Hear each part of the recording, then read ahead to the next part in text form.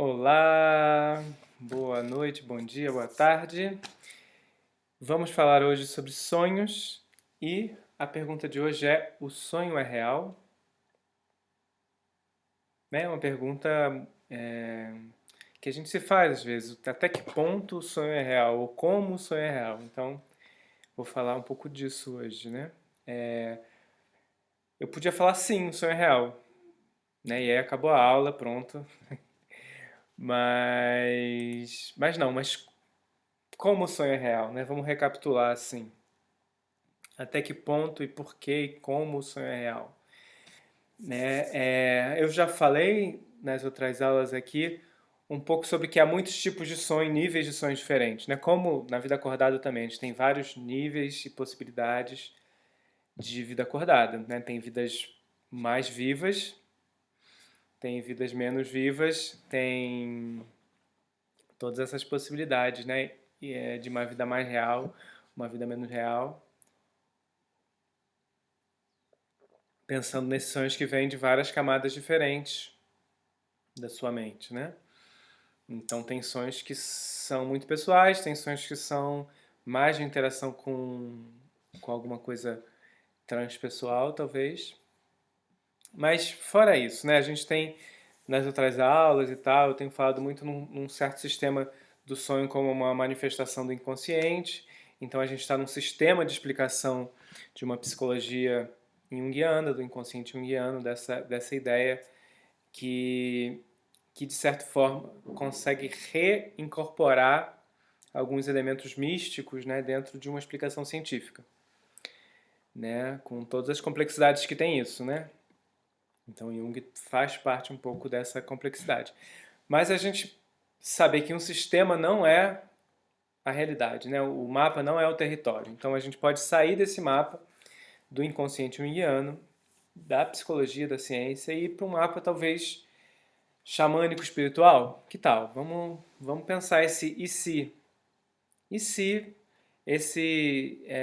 essas explicações, né, e olhar essas explicações xamânicas, as explicações de um ponto de vista não científico, né, ou não que seja melhor ou pior, né, sem ser anti-cientista, nem ser anti-anticientista, né, pensar que é possível, então, como que a gente entende e de onde vêm essas explicações do mundo xamânico para esse sonho real.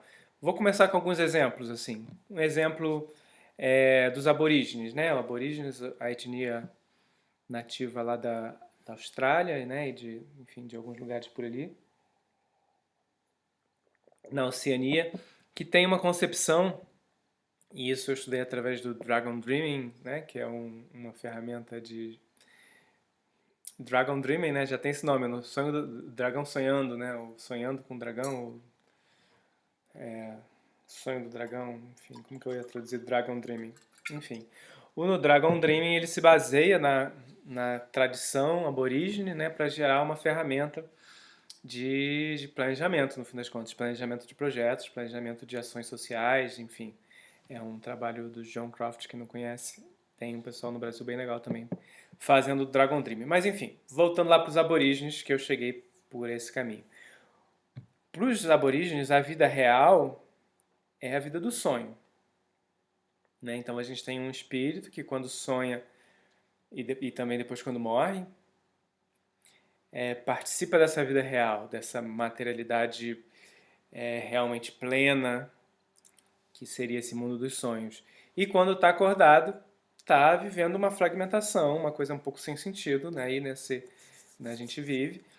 E então tem uma inversão de hierarquia, percebe? Não é a gente. O que esse sonho pode estar falando para a minha vida? É como que a minha vida pode estar alimentando esse sonho maior. Esse sonho da maior que é compartilhado por todo mundo da tribo, né? Então, os aborígenes originalmente são nômades e tem essas práticas de falar do sonho quando acordam e tomar as decisões baseadas muito no sonho, né? Então, mas os aborígenes não estão sozinhos, né? Tem muitos exemplos e muitos exemplos dessa experiência de como o sonho influencia as decisões e a prática diária das pessoas, né? Então, nesse caso, o sonho xamânico, eu tô aqui de novo fazendo esse xamânico, né? Xamânico é essa palavra inventada para falar de toda uma grande gama de culturas diferentes, né? Culturas tradicionais, culturas talvez primitivas, mas a gente está falando de xamânicos. Enfim, culturas indígenas, culturas de povos tradicionais, que vão igualar o sonho com o mundo espiritual, né? Então, se a gente está pensando o mundo, pensando que mapa que a gente tem, né? Se a gente não tem mais esse mapa do consciente, consciente, etc., a gente tem um mapa do mundo material e do mundo espiritual, né? E o sonho está do lado do mundo espiritual. Então, a partir do sonho, a gente consegue conversar com o mundo espiritual, receber informação do mundo espiritual, levar informação para o mundo espiritual, ter experiências com outras entidades espirituais e com outras pessoas que também estão dormindo. Depois a gente fala mais sobre isso. Mas a ideia de que o sonho, então, tem essa importância, a importância do espírito. Então, se a gente está colocando que tem uma coisa que é temporária, que é o corpo, que é o mundo real, e tem uma coisa que é infinita, ou pelo menos com várias concepções de infinito aí, né? Mas uma coisa que é o sonho, que é o espírito, né? Então, se a gente pensar nos Yanomamis, né? Nos chipiris dos Yanomamis, né? Que são os espíritos da floresta, os espíritos de tudo, os chipiris se manifestam como?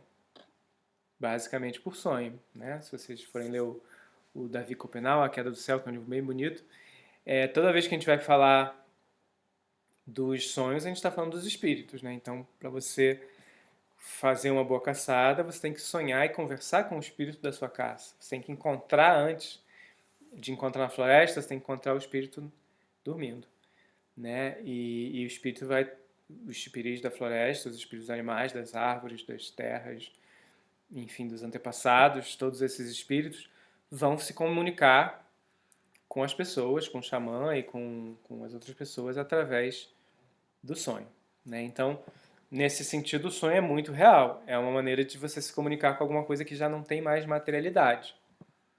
Ou não tem mais, ou a materialidade não está acessível. Você não consegue conversar com a sua caça acordado, mas dormindo você consegue. Então, e isso, se a gente pensar isso como uma coisa que a gente pode transpor aqui para a gente hoje, né? Para a gente, digo, as pessoas de uma cultura ocidental, ocidentalizada, a gente pensar que como que a gente faz os sonhos terem essa consistência na nossa vida, né? Se a gente está pensando num sonho criativo, num sonho produtivo, num sonho revelador, a gente está pensando um pouco de trazer essa consistência do sonho xamânico para a nossa vida, né? Como que é isso? Né?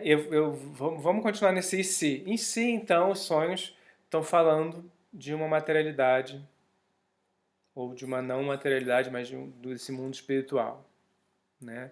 Pensando que sim, talvez tenha alguns sonhos que não chegam lá nesse mundo espiritual, que ficam só dentro dessa caraminhola, mas sim, talvez tenha alguns sonhos que caminham no sonho espiritual, né? E como que a gente pode ter essa experiência disso, né? A primeira coisa é começar a acreditar, né? Porque da mesma maneira lá dos Yanomamis, não é todo mundo que tem contato com os chipiris, com os espíritos. Não é todo mundo. E se um adolescente, uma criança começa a sonhar repetidamente, ter muitos sonhos, ela é entendido que ela está sendo chamada a ter um trabalho espiritual, a ter um trabalho de pajé, de xamã, enfim, um trabalho de aprofundar o seu contato com os espíritos, né? Então, é justo um indício, né, de que os espíritos estão chamando, né? E que as pessoas médias, normais, têm os sonhos, mas não tem tanto trabalho sobre isso e, em consequência, tem menos conversa sobre isso. Pensando que nós temos menos ainda do que os povos indígenas, né? Um povo civilizado, povo das cidades. Civilizado é uma palavra também, civilizado, enfim. Não vamos falar sobre isso. Mas os espíritos vão pensar sonhos, em vez de sonho igualar sonho e espírito, né? A gente igualou sonho e espírito. Então a gente está no mundo espiritual. E aí a primeira coisa é não ter medo desse mundo espiritual, né? Porque por que você vai ter medo do mundo espiritual se o mundo espiritual é um lugar que você vai todas as noites, né? E que todo mundo vai. Então, essa essa essa naturalidade de comunicação, né, que tem lá os aborígenes, que tem os Yanomamis, que tem muitas culturas tradicionais, essa naturalidade de comunicação com o invisível, com o espiritual. Então, se então o sonho é uma comunicação real com o invisível, há de se prestar atenção nisso, né? Há de se prestar atenção nesse mundo espiritual. Há de se acreditar nas coisas que eles estão falando, né? Acreditar, eles, no caso o sonho, no caso os espíritos. Então, como que a gente faz para acreditar nisso é começando a conversar. Se você não conversa, como que você vai entender, como é que você vai comunicar se você não presta atenção, né? Então, esse abrir-se para essa possibilidade do sonho real, do sonho como uma vida mesmo, uma vida talvez paralela, ou talvez sobreposta, né? Então você tem uma vida sobreposta à sua vida acordada, à sua vida consciente. E aí essa vida você, se você estiver totalmente inconsciente, né, no sentido não psicológico, né?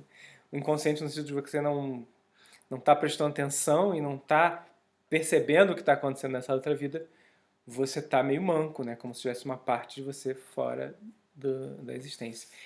E a gente pensando que esse mundo espiritual não é só o sonho, né? Então, vai entrar também a imaginação, a ficção, por que não? Vai entrar também todos os rituais mágicos, vão trabalhar um pouco com esse mundo, com essa ideia de que é possível comunicar com esse mundo espiritual, né? E eu tenho muita afinidade com o mapa do inconsciente, porque eu me sinto seguro, assim, não, o inconsciente sou eu mesmo e tal. Mas isso não for o inconsciente, for realmente um espírito, né? E a gente pudesse comunicar com esses muitos espíritos que a gente tem contato, né? Aí eu vou pegar um outro exemplo do Castaneda, né? E Artes do Sonhar, né? Tem esse livro Arte do Sonhar, que é uma compilação das conversas do Castaneda com Dom Juan sobre sonho. Em um dado momento ele começa a pesquisar os seres inorgânicos, que seriam seres inorgânicos, enfim, tem lá a explicação, mas são ele tem umas características lá, então quando ele está vivendo o sonho ele percebe que são coisas que muito rápidas e tal, e se você conseguir capturar um ser inorgânico, você pode ir para o mundo dos seres inorgânicos. É toda uma imaginação abstrata, né? É toda uma imaginação abstrata de você ir para esse mundo inorgânico e ter as experiências super abstratas, extracorporais e de formas inorgânicas, né? E aí o Castaneda começa a trabalhar sobre isso, né? Começa a trabalhar em conseguir capturar um ser inorgânico, ou seja, capturar e ir atrás desses mensageiros do mundo inorgânico e ir até o mundo inorgânico, onde teria muito poder e tal. E é um poder, às vezes, como direi, sinistro, um poder que os seres inorgânicos querem pegar essa energia. E num dado momento, na narração do Dom Juan, ele fica preso no mundo dos seres inorgânicos. E o Dom Juan e os outros feiticeiros têm que ir lá buscar ele no mundo dos seres inorgânicos. Fazem uma expedição para salvar o Castaneda, trazer ele de volta.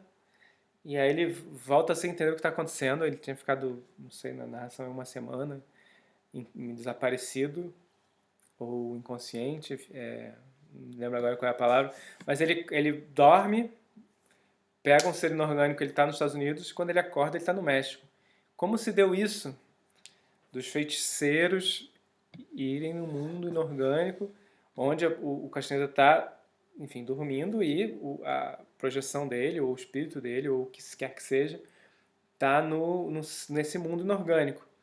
E os feiticeiros vão lá e ele está preso lá porque ele aceitou uma charada, um convite malicioso do ser inorgânico. Então ele ficou preso lá e os feiticeiros vão lá e buscam ele fica mal por um tempo de cama. no México, e ele nunca consegue entender, explicar como é que é possível que ele tenha dormido num lugar e acordado na semana seguinte em outro lugar, e ele não lembra dessa passagem, como que ele foi de um lugar para o outro. E o Dom Juan diz, mas a gente pegou você no mundo dos seres inorgânicos, por que você está pensando sobre isso? Né? Então, é esse grau de realidade, né, que o Castaneda narra ali, que, de novo, pode ser ficcional, pode ser verdadeiro, pode ser aumentado, mas essa narração é a narração xamânica tradicional que entende essa materialidade da espiritualidade com essa concretude, nem que seja metaforicamente ou como seja. Eu tive uma pequena discussão umas semanas atrás com alguém num post que eu botei, eu acho, da Arte de Sonhar, uma coisa assim. E eu perguntei o que as pessoas achavam, né? E alguém comentou que é maravilhoso, eu também acho maravilhoso. E outras pessoas comentaram que reflete uma tradição tolteca, não sei o quê. Eu falei, há quem diga que é ficcional, né? E aí a pessoa ficou ofendida. Falou, mas você me pergunta a opinião, se você já sabe, e blá, blá, blá, blá, blá. A pessoa ficou revoltada, mandou um comentário que eu deixei lá. Acho interessante manter esse relato lá. Mas eu acho que ser ficcional não diminui em nada o poder dessa narrativa. Não diminui nada o poder dessa ideia de mundo xamânica, né? Que o ficcional é justamente um grau de sonho, né? Já é um grau de sonho, né? Então, entender o sonho como uma realidade, entender a ficção como um intermediário entre essa realidade do sonho e a realidade material ou a realidade dos espíritos. Então, a gente está falando da ficção e da arte como um intermediário do sonho e do espiritual. Se a gente está igualando, né, o sonho ao espiritual. Né? Então, esse sonho real, por mais que seja uma ficção, essa parte da narração, ou seja, uma aproximação, ou seja, realmente um relato que ele não entendeu como que ele foi para lá, né, e que ele, por algum motivo, perdeu a consciência, enfim, não importa. Mas importa para entender esse grau de realidade que a gente pode levar a sério o sonho, né? Que o sonho pode mudar a pessoa de lugar, pode dar uma experiência, né? E fora essa experiência, ele relata várias outras experiências nesse mundo abstrato dos seres inorgânicos, nesse mundo de formas, não sei, tipo instalações. Instalações é uma redução do mundo inorgânico, né? Mas eu fico imaginando essas formas orgânicas, inorgânicas e cores sem concretude, sem objetividade, sem referência figurativa, né? Um sonho não figurativo, um sonho abstrato. Imagina que interessante. Eu nunca fui no mundo dos inorgânicos, mas o Arte de Sonhar faz como se fosse um manual, e é um manual praticamente de você ir experimentando chegar, né, e capturar esses mensageiros e ir junto com eles para o mundo paralelo dos seres inorgânicos, né? Então a gente está vendo essa potencialidade aí. Eu gosto de pensar como uma inspiração, mas enfim, como uma inspiração de sim de chegar a mundos que não são feitos pela sua memória, mundos que não são produzidos, né, e sonhos que não são produzidos somente pelo que você absorveu, mas estão abertos para outras possibilidades, né? Além do Castaneda, tem outros livros da turma lá dele, que é da Florinda Donner, também sobre sonhar, a bruxa e a arte do sonhar, eu acho que é o nome do livro, outros sonhos sobre sonhos lúcidos, que a narrativa vai misturando mesmo o acontecimento factual com o acontecimento nos sonhos. E as relações entre as pessoas se dá muito através do sonho. Isso é muito interessante. De novo, a gente também não sabe até que ponto é ficcional ou não. E justo a Florinda tem um livro contando a experiência dela lá nos Yanomamis, né? Então você vê que tem essa aproximação desses vários xamanismos, né? Um xamanismo do México com um xamanismo Yanomami, dos xamanismos recriados ou xamanismos freestyles da vida, né? Lembrando, o Dom Juan seria de uma tradição tolteca, né? Os toltecas, eles têm outro exemplo a dar dos toltecas, que é ótimo. Mas os toltecas é um povo clássico, né, que desapareceu antes da chegada dos europeus no México, né? Então, o que a gente tem de tradição tolteca são reinvenções, né, como a gente pode reinventar aqui as culturas a partir de fragmentos, a partir dos descendentes, a partir de cultura oral, mas o povo tolteca em si foi dominado pelo povo asteca e meio que se dissolveu, né? Então, os astecas têm influência tolteca, como outros povos, assim como os maias, né? É um povo que desapareceu enquanto império, enquanto etnia, mas tem vários povos com influências mais descendentes que sim encontraram os colonizadores e sim os descendentes dos toltecas e dos maias, de certa forma, estão lá, de certa forma não, estão lá no México hoje e no mundo todo, enfim, as pessoas andam, né, os genes estão por aí, mas essa herança das antiguidades pré-colombianas da América tem algumas coisas sobre o sonho muito interessantes, né? Então, o Castaneda estaria reinventando, ou recriando, ou resgatando, dependendo de como você interpretar, a cultura tolteca. E na cultura tolteca tem alguns rituais de sonho coletivo, né? Aliás, as pirâmides têm um pouco isso. Nas pirâmides é um lugar que você está mais alto, mais perto do céu, né? As pirâmides são maciças ou no máximo tem uma câmara escondida, que às vezes são câmaras mortuárias, né, fúnebres, né, como as egípcias, mas a maioria não, a maioria é compacta. E lá no alto é que tem uma casinha. Então, a pirâmide é enorme, porque ela vai indo assim, curvas fazendo.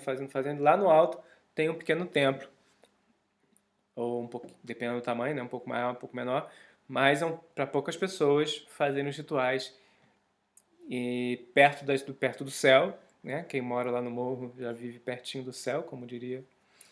E os maias e os toltecas, enfim, a ideia das pirâmides de chegarem nesse mundo celeste e conseguirem comunicar, então, com as estrelas, que são também os espíritos, que são também os sonhos. Então, os rituais de sonhar coletivo, né, quando você sobe a pirâmide e pede coletivamente para ir juntos a algum lugar, é uma coisa muito concreta, né? Um ritual com uma intencionalidade específica de subir lá e sonhar juntos. Isso você pode fazer com seus amigos hoje. Vamos sonhar juntos. Qual vai ser o ritual? Vamos nos encontrar, dormir juntos para sonhar juntos, ou cada um sonha junto na sua casa. O sonhar junto é super possível. Às vezes você sonha com as pessoas, encontra pessoas sem ter combinado, né? Mas muitas vezes você pode combinar. Vamos sonhar junto. Vamos descobrir tal coisa. A intencionalidade, né, como a gente falou na magia, é a base de qualquer ritual, né? Então você tem uma intenção para transformar alguma coisa, ter uma intenção também para sonhar. Então, o sonhar junto, se for só uma diversão, pode ser melhor marcar um jantar. Mas em tempos aí de pandemia, de repente, sonhar junto já é uma boa opção de confraternização. Não, brincadeira. É, esse sonhar juntos, né, tem que ter uma intencionalidade, alguma necessidade. Qual é a necessidade de você encontrar os espíritos para sonhar? Né? Depende do seu processo, da sua história, do que você está vivendo, do que você está buscando na sua vida. Então, esse sonhar juntos pode ser uma busca de visão, pode ser a resolução de alguma questão séria da comunidade, né? Pode ser um clareamento dos rumos a tomar, né, em relação a algum conflito, ou em relação a alguma atividade específica.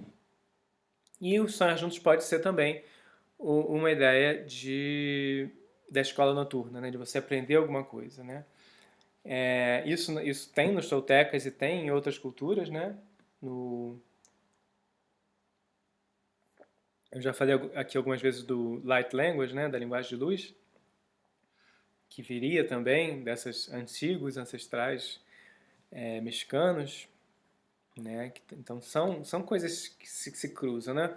Mas linguagem de luz é uma versão contemporânea também e fala muito da escola noturna, que aí é você sonhar junto às vezes com seus pares espíritos, seus pares desencarnados, seus pares mestres, seus pares, né, das pessoas e das entidades que estão numa mesma busca que você. Então, se você está numa busca específica aí, não sei, espiritual, ou artística, ou o que seja, você se programar e se organizar e pedir, porque no fundo é isso, você pedir, você intencionalizar que você quer isso, então você intencionalizar sonhar com indo para essa escola, desse tema específico que você escolheu, que tem a ver com a sua profissão, tem a ver com a sua produção, enfim. E aí você então, por exemplo, aqui a gente ir para a escola de sonhos. Então, antes de dormir, você intencionalizar ir para os grandes mestres sonhadores, onde ele quer que eles estejam, os mestres que você quiser, os toltecas, os aborígenes, se você quiser, os Yanomamis, e os grandes mestres sonhadores, para, nesse mundo dos sonhos, receber as informações da arte de sonhar ou de como sonhar, né? Estou dando aqui uma ideia de ritual, mas uma ideia de se é isso que você quer, você pode ser um artista e ir para o lugar onde os antigos artistas podem se encontrar e você receber as informações e as necessidades e as técnicas e os insights que os antigos artistas tiveram. Por que não? Né? Eu acho que tudo isso é possibilidade. Né? Se funciona para os toltecas, se funciona para os aborígenes, por que não vai funcionar para você? Né? Então, qual é a sua necessidade? Se você não tiver necessidade, não adianta você ir para a escola, né? Então, você vai fazer turismo na escola? Não, você vai para a escola para aprender. Né? Então, vamos para essa escola noturna aprender o quê? Aí você vai para a escola que você quiser. No Chuva de Estrelas, né, o livro que eu também já falei várias vezes sobre ele, fala muito disso dos sufis, né? Tem algumas escolas sufis que para você ser iniciado nessa escola, você tem que sonhar com o mestre, e o mestre tem que te iniciar durante o sonho, né? Então, são iniciações oníricas, sufis, antigas, mas que são praticadas até hoje.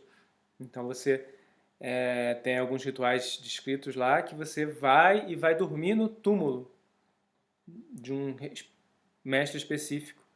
Vai lá no mausoléu e dorme lá quantos dias for necessário até o dono lá do mausoléu vir para você e se comunicar com você e falar para você o que ele precisa e te iniciar. Então é uma escola que você só entra através do sonho. Não é interessante? Então é uma corrente que não tem iniciação como outras seitas, outras religiões, não tem, não é é como se fosse um batismo. Imagina que para você ser batizado nessa corrente sufi, você precisa sonhar com um mestre e o mestre vem para você e fala que você está iniciado e tal. Então é esse grau de realidade que é possível, né? Então eu faço parte desta corrente, desta seita ou desta tribo, porque no sonho eu encontrei o mestre que me disse isso. Vê que interessante, como que a gente pode transpor isso pra gente, né? E você então pode pedir para ir para a escola noturna, você pode pedir para ser iniciado nessa escola noturna, que se você quiser, enfim. Não parece interessante? Eu acho muito interessante, eu acho que esses rituais todos antigos podem ser traduzidos aqui quando eu falo do artista mago, né? Então, como você traduz esse ritual para hoje, para agora, para a nossa vida contemporânea, né? Por que não você intencionalizar e pedir ajuda e trabalhar nos sonhos? Né? Então, quando eu falo o sonho é real, por que não? O sonho é real, sim. Então, o sonho é real se você der a força da realidade para ele, né? Porque o que é a realidade? Aí já é toda uma outra questão. Eu falei no estado de consciência, no sonho é um estado de consciência alterada, acho que esse é o nome da aula. Que o sonho é tão real quanto a sua percepção da realidade, né? O sonho, você está percebendo a realidade, e a realidade é múltipla, é vasta, e os sentidos trazem a realidade até você, e você carrega com você então essa realidade, esse construção do que é o mundo. Se você fechar os olhos, tampar os ouvidos agora, você continua tendo essa sensação de que você está nesse lugar, sensação de que as coisas estão acontecendo à sua volta, Mas é uma construção, né? É uma construção. Por exemplo, se você tem alguma deficiência auditiva, alguma deficiência visual, alguma deficiência de localização espacial, essa realidade que você recebe vai ser um pouco defasada, né? Então você vai estar se relacionando com uma realidade um pouco defasada com o mundo real. E o sonho é um pouco isso também. Você não está em contato com essa realidade naquele momento, mas você tem aquela realidade e aquela construção de mundo dentro de você. Então, uma memória e um sonho, neuronalmente, neurologicamente, tem o mesmo peso e tem a mesma química, né? Então, as memórias, pensando neuralmente, são essas químicas, como os sonhos, como a imaginação. Então, nesse nível, a memória e o sonho, tendo a mesma materialidade, são entidades espirituais, porque não são concretas, são apenas reelaborações ou novas elaborações dentro da sua mente. Então, se a realidade pode ser real no momento, mas depois a sua memória já não é real, nesse sentido físico. A sua memória tem o mesmo estatuto da imaginação, tem a mesma materialidade do sonho, tem a mesma consistência do espírito. Então, a gente costuma lidar com as memórias, com o planejamento, com as coisas concretas como se elas fossem reais, e que outras coisas não fossem, mas uma história inventada pode ter mais materialidade, mais consequências físicas do que uma memória. Né? Uma história, uma invenção, um sonho pode ter mais consequências reais nesse plano material do que alguma coisa propriamente que você chama de real. Né? Então, pensar se a gente iguala isso, a gente percebe que é a mesma coisa, sonho, memória, imaginação, ficção, poesia, tudo isso é a mesma coisa dentro de você, funcionando dentro de você. E em sendo a mesma coisa, por que ranquear de maneiras diferentes, né? Por que não lidar com o sonho como uma coisa real, como uma manifestação real de uma organização simbólica, agora tentando ler pelo mapa do inconsciente junguiano, né? Então, por que não aceitar o sonho como uma construção real? Por que não se relacionar com o sonho como um dispositivo real de transformação pessoal, um dispositivo de transformação da realidade também?